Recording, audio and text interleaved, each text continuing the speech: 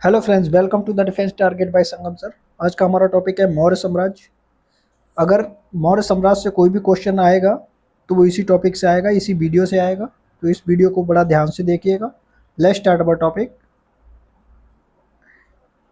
चंद्रगुप्त मौर्य, जिसका शासक वर्ष था 322 से 297 ईसा पूर्व, अपने गुरु चाणक्य का दूसरा नाम कौटिल्य की सहायता से चंद्रगुप्त मौर्य ने नंद वंश के शासक धनानंद को अपदस्थ कर मौर्य साम्राज्य की स्थापना 322 ईसा पूर्व में की थी।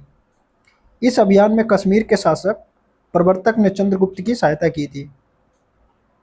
चंद्रगुप्त 322 ईसा पूर्व में मगध का शासक बना तथा चाणक्य को अपना प्रधानमंत्री बनाया। चाणक्य के दूसरा नाम विष्णुगुप्त भी था, ने राजनीतिक पर अर्थशास्त्र नामक एक पुस्तक लिखी। 305 ईसा पूर्व में चंद्रगुप्त का संघर्ष सेल्यूकस निकेटर से हुआ, जिसमें सेल्यूकस निकेटर की हार हुई। सेल्यूकस ने अपनी पुत्री कार्नेलिया का विवाह चंद्रगुप्त से कर दिया और युद्ध संधियों की शर्तों के तहत उसने 4 प्रांत काबुल, कांधार, हेरात और मकरान चंद्रगुप्त को दिए।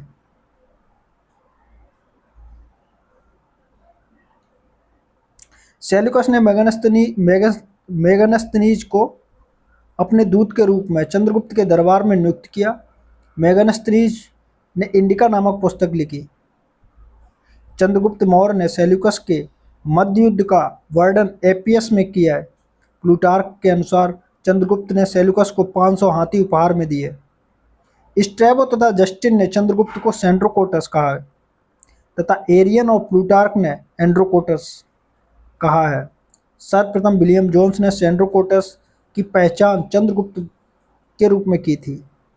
विशाखदत्त के मुद्रा राक्षस में चंद्रगुप्त को ब्रसल तथा कुलहीन तथा महावंश एवं अर्थशास्त्र में क्षत्रिय कहा गया है।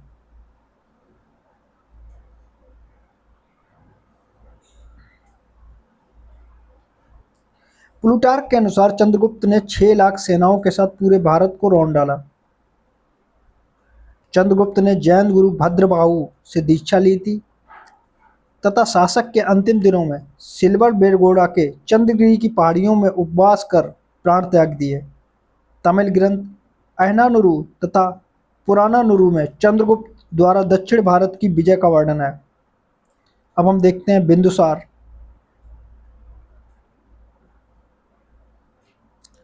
बिंदुसार का शासन वर्ष था 297 से 273 ईसा पूर्व। बिंदुसार चंद्रगुप्त का पुत्र और उत्तराधिकारी था। 297 ईसा पूर्व में मगध का राजा बना। इसकी राजधानी इसकी माता दुर्धरा थी। बिंदुसार के अन्य नाम थे अमित्रघात, भद्रसार।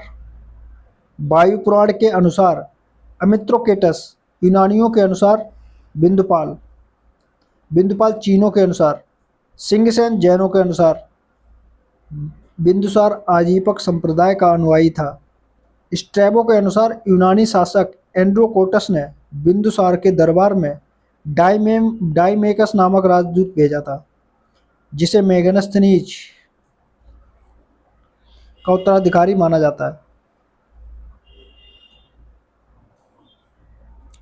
प्लिनी के अनुसार मिस्र का राजा फिलाडेल्फस टॉलमी सेकंड ने पाटलिपुत्र में डायनोसियस नामक राजदूत भेजा था। बिंदुसार के शासनकाल में तक्षशिला में 2 बार विद्रोह हुए। पहली बार अशोक ने तथा दूसरी बार सुसीम ने उक्त विद्रोह का दमन किया। बौद्ध ग्रंथ दिव्य बदान के अनुसार बिंदुसार की मंत्रिपरिषद में 500 मंत्री थे। तिब्बती विद्वान तारानाथ ने बिंदुसार को 16 राज्यों का विजेता बताया है।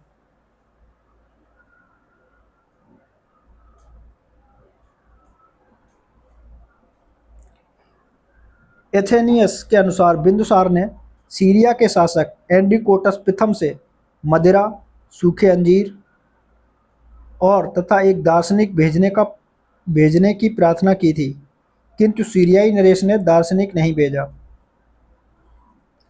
अब हम देखते हैं सम्राट अशोक।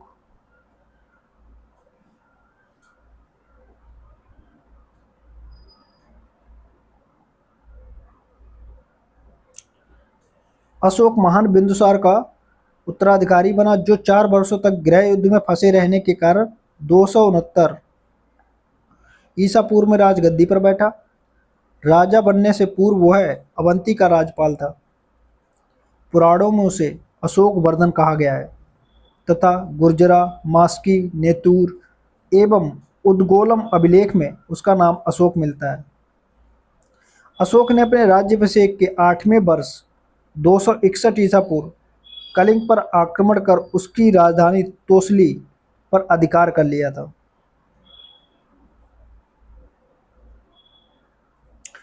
सिंगली सूत्र के अनुसार अशोक ने 99 भाइयों की हत्या कर सिंहासन प्राप्त किया। बिंदुसार के 101 पुत्र में से सुसीम मतलब सुमन सबसे बड़ा तथा तिस्य सबसे छोटा था। अशोक की माता का नाम सुभद्रांगी था।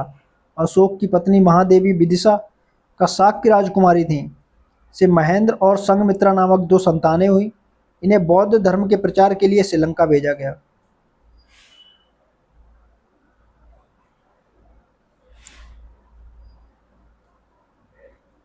करुआकी और तिसरखा को अशोक की 2 महारानियां थीं। चारुमती और संघमित्रा अशोक की 2 पुत्रियां थीं। अशोक ने चारुमती के लिए नेपाल में देवपत्तन नामक नगर बनाया। बौद्ध भिक्षु उपगुप्त ने अशोक को बौद्ध धर्म की दीक्षा दी। भारत में सर्वप्रथम शिलालेख का प्रचलन अशोक ने करवाया। उसके अभिलेखों में ब्राह्मी, खगोष्ठी, ग्रीक, अरमाइक लिपि का प्रयोग मिलता है। ग्रीक एवं अरमाइक लिपि के अभिलेख अफगानिस्तान में, खगोष्ठी लिपि के अभिलेख उत्तर पश्चिम पाकिस्तान से तथा ब्राह्मी लिपि के अभिलेख शेष भारत में मिलते हैं। ये इंपॉर्टेंट पॉइंट है, इसको अच्छे से करके जाना। अब हम देखते हैं अशोक के 14 बृहद शिलालेख एवं उनके विषय, उनमें क्या क्या लिखा था, उसके बारे में डिस्कस कर लेते हैं। पहला शिलालेख था पशुबलि की निंदा। पशुबलि की निंदा समाज में उत्सव का निषेध। सभी मनुष्य मेरी संतान की तरह है, ये कहा गया है। दूसरे शिलालेख में कहा है मनुष्यों एवं पशुओं हेतु चिकित्सा प्रबंध, लोक कल्याणकारी कार्य। चेर मतलब केरल पुत्र, चोल, पांड्य, सत्यपुत्र तथा ताम्रपर्णी श्रीलंका को कहा गया, उसका उल्लेख है। तीसरे शिलालेख में धम्म संबंधी नियम, युक्त, रज्जुक, प्रादेशिक की नियुक्ति तथा प्रति 5वें वर्ष दौरे का आदेश दिया गया है। चौथा, भोरी घोष की जगह धम्म घोष की घोषणा। 5वें शिलालेख में धम्म महामात्रों की नियुक्ति के बारे में जानकारी दी गई है। 6ठे शिलालेख में प्रवेदक की चर्चा, आत्म संयम की शिक्षा। 7वें शिलालेख में सभी संप्रदायों के लिए सहिष्णुता का उल्लेख। 8वें शिलालेख में अशोक की धम्म यात्राओं का उल्लेख, बोधि वृक्ष के भ्रमण का उल्लेख। और 9वें शिलालेख में विभिन्न प्रकार के समारोहों की निंदा, सच्ची भेंट, सच्चे शिष्टाचार की व्याख्या ये किया गया है।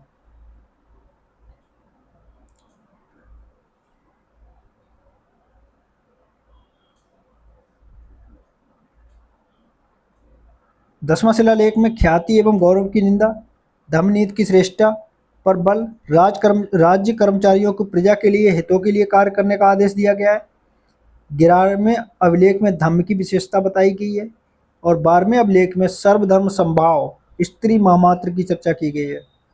13वें शिलालेख में कलिंग युद्ध, 5 सीमांत यूनानी राजाओं के नाम दिए गए हैं, पड़ोसी राज्यों तथा अपराध करने वाली आठविक जातियों का उल्लेख दिया गया है। और 14वें अभिलेख में लोगों को धार्मिक जीवन व्यतीत करने की प्रेरणा दी गई है।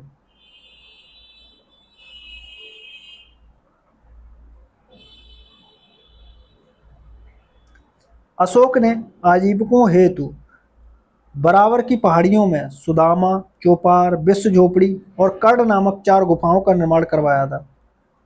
कौन कौन सी? अशोक ने आजीविकों हेतु बराबर की पहाड़ियों में सुदामा, चोपार, विश्व झोपड़ी एवं कर्ण नामक 4 गुफाओं का निर्माण करवाया। राजतरंगिणी के अनुसार गौरव शैव था।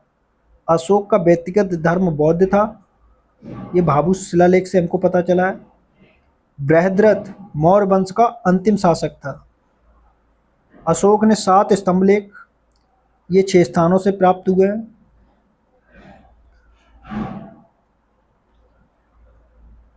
कौन कौन से स्तंभलेख है इसके बारे में हम डिस्कस कर लेते हैं। पहला है प्रयाग स्तंभलेख। अकबर ने इसे इलाहाबाद किले में स्थापित करवाया था, पहले यह कौशाम्बी में था। दूसरा स्तंभलेख है दिल्ली टोपरा। फिरोज शाह तुगलक ने इसे टोपरा से दिल्ली मंगवाया था। तीसरा है दिल्ली मेरठ शिलालेख स्तंभलेख। फिरोज शाह तुगलक द्वारा मेरठ से दिल्ली मंगवाया गया था।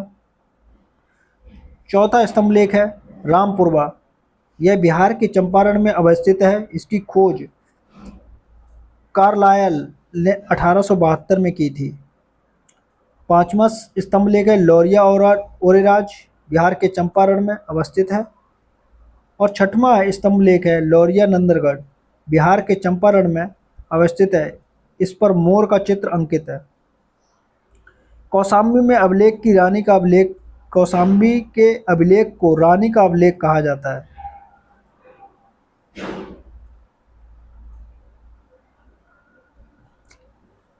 रूमेंदेई अभिलेख सबसे छोटा है तथा इसमें अशोक के लुम्बिनी धम्म यात्रा के दौरान वहां भूराजस्व दर घटाने की घोषणा की गई है। इस शिलालेख की खोज फिहरर ने की थी। प्रथम पृथक शिलालेख में घोषणा की गई है कि सभी मनुष्य मेरी संतान है। अशोक का 7वां अभिलेख सबसे लंबा अभिलेख है।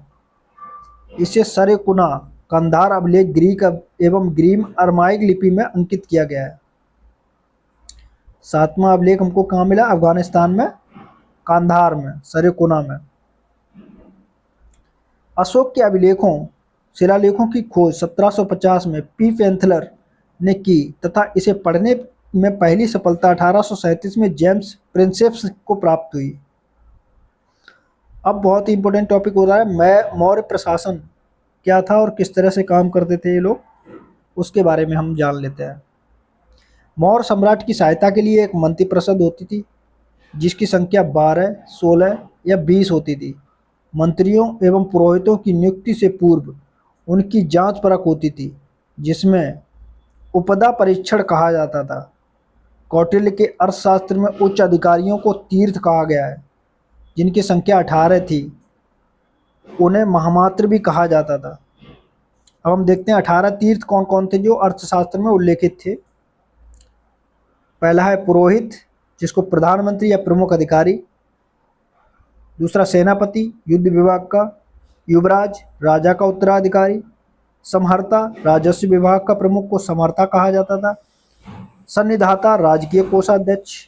प्रदेष्टा, फौजदारी या कंटक शोधन, न्यायालय का न्यायाधीश।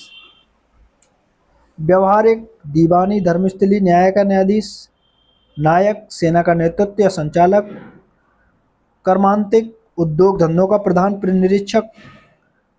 मंत्रिपरिषद मंत्रिपरिषद का अध्यक्ष। दंडपाल, सेना के सामग्रियों को जुटाने का प्रधान अधिकारी को दंडपाल कहते थे।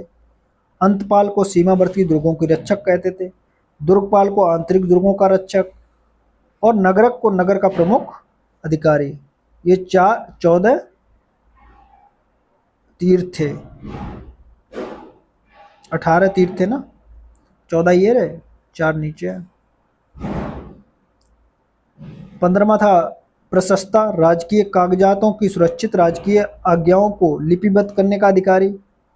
16वां तीर्थ था राजमहलों की देखरेख करने वाला प्रधान अधिकारी। 17वां तीर्थ था वन विभाग का प्रधान अधिकारी। और 8वां था अंतर्विक, साम्राज्य की अंगरक्षक की सेना का प्रधान।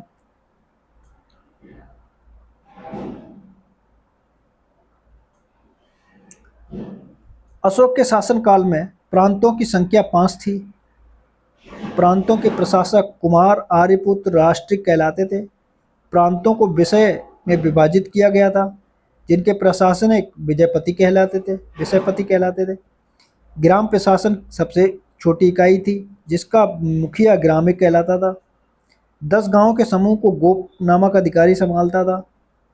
मेगनस्तीनिज के अनुसार पाटलिपुत्र नगर प्रशासन 30 सदस्यों का एक मंडल संभालता था, जो 6 समितियों में बटा था। प्रत्येक समिति में 5 सदस्य होते थे।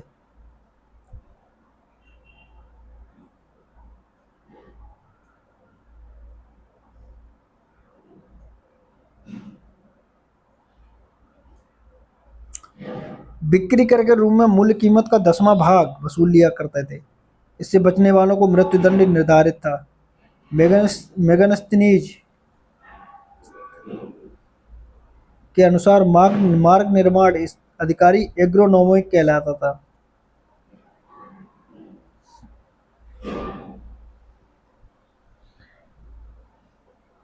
युद्ध क्षेत्र का नेतृत्व नायक करता था। सेनापति सैन्य विभाग का सर्वोच्च अधिकारी होता था। गुप्त विभाग का महामात्य सर्प नामक अधिकारी के अधीन था।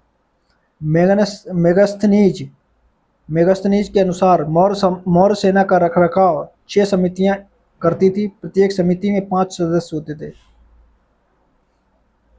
ये 5 समितियां कौन कौन सी हैं एग्जाम पॉइंट ऑफ व्यू से इतना इम्पोर्टेंट नहीं है।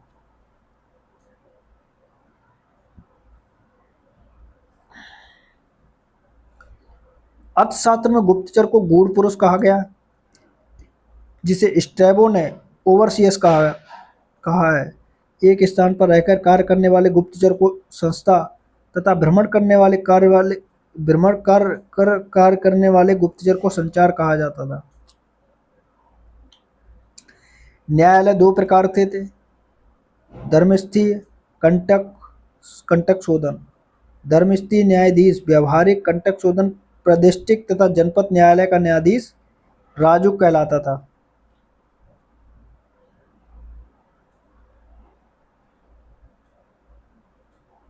सर्वप्रथम कौटिल्य ने राजा के सप्तांग सिद्धांत की व्याख्या की। इसमें शामिल थे राजा, अमात्य, जनपद, दुर्ग, कोष, दंड, मित्र। अब देखते हैं मौर्यकालीन अर्थव्यवस्था एवं समाज। सरकारी भूमि को सीता कहा जाता था तथा बिना वर्षा के अच्छी फसल देने वाली भूमि को अदेव मात्रक कहा जाता था। नगद लिए जाने वाले कर को हिरण्य कहा जाता था। बलि एक धार्मिक कर था। भूमि कर उपज का 6वां भाग लिया जाता था। स्थानिक तथा गो प्रांतों को राजस्व एकत्रित करते थे।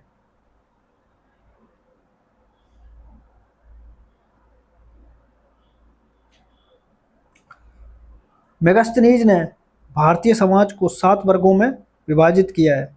दार्शनिक, किसान, अहीर, कारीगर, सैनिक, निरीक्षक और सभासद। मेगास्थनीज के अनुसार भारत में दास नहीं थे, किंतु कौटिल्य ने अर्थशास्त्र में 9 प्रकार के दासों का उल्लेख किया है। अर्थशास्त्र में शूद्रों को आर्य कहा जाता था तथा बर्ता उनका वर्ण धर्म बताया गया है। स्वतंत्र रूप से वेश्यावृत्ति अपनाने वाली स्त्री को रूपा जीवा कहलाती थी।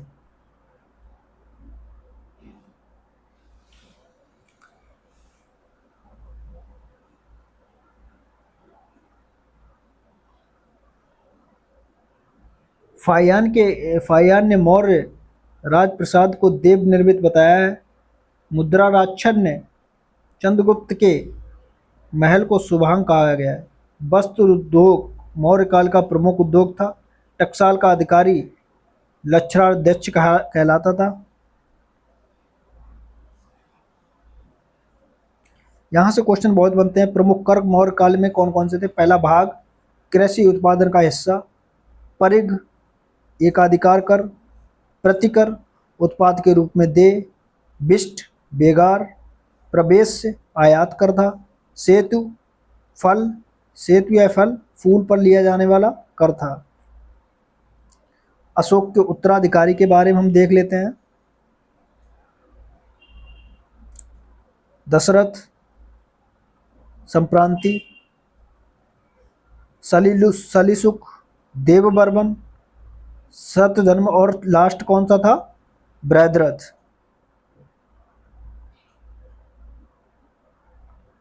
अगर कोई भी क्वेश्चन मौर्य काल से बनेगा तो वो यहीं से बनेगा, इसको अच्छे से देख लीजिएगा। Thank you for watching. Please like, share and subscribe.